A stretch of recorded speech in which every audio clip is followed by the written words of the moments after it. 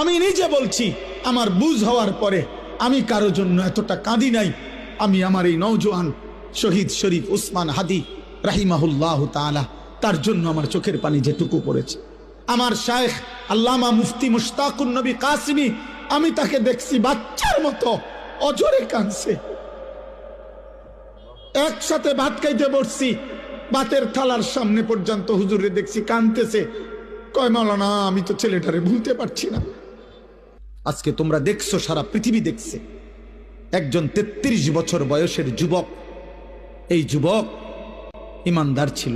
কাম কইরা যাইবা মরার পরও যখন তোমার মনে করে এই যে আমার উসমান হাদি দেখছো না কয়দিনের ফলা, আমরা বয়স তো অর্ধেক নইবতে, আমার বয়সের অর্ধেক হইব তার বয়স।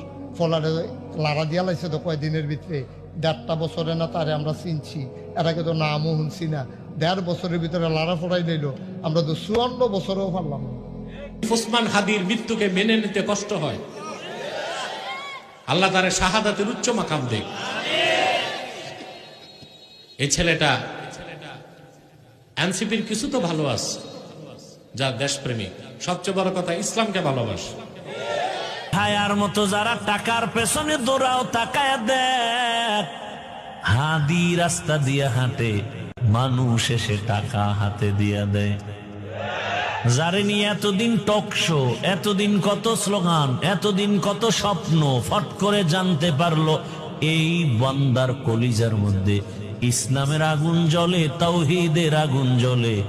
এ কারণে দুনিয়ার আগুন জ্বললে তো টাকায় বিক্রি হতো, আল্লাহর দ্বীনের আগুন যার সিনায় আছে, ওই বান্দা দাড়ি না রাখলেও কারো কাছে টাকায় বিক্রি হবে না।